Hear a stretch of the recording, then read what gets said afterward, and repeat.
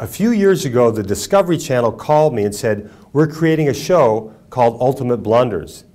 And we've looked at your website and seen you've collected all these business blunders and want to know if you'd serve as an advisor to us as we do our filming in the United States. They're based in UK, London.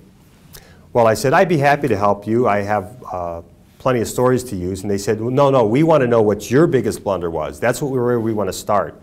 And I said, wow, I hadn't thought about that a whole lot, but I did remember something really stupid I did at a sales conference in Kansas City. It's the final night of this event, and there's 3,000 people packed into the grand ballroom at the Kansas City Hyatt.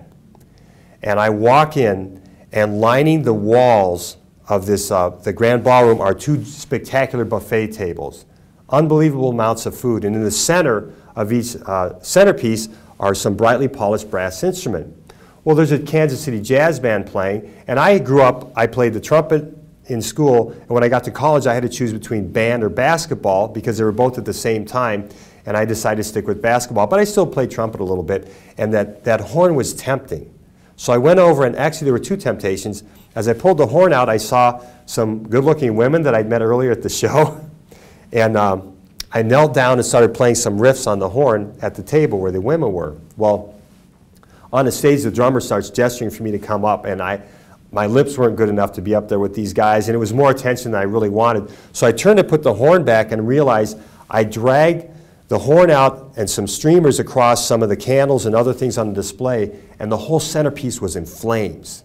And I was stunned. I wasn't sure what to do, and I threw the trumpet onto the table, and I grabbed the tablecloth and flipped it up and started beating on the fire to get it out, and waiters and waitresses rushed over with these pitchers of water and started dumping ice water into this thing, and pretty soon there was a blackened, smoldering mass of ex-centerpiece. And because the ceilings were so high, we didn't have the alarms go off or the water go off or anything like that. And luckily for me, the VP of sales that I was working for didn't go to dinner that night, though he did find out about it and confront me the next day before we left for the airport.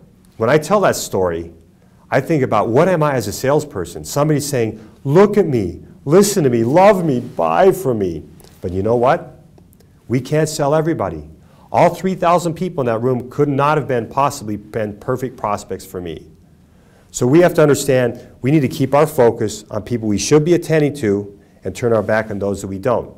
So my question for you, this is on qualifying and disqualifying. How well and how quickly do you qualify and disqualify all your buyers?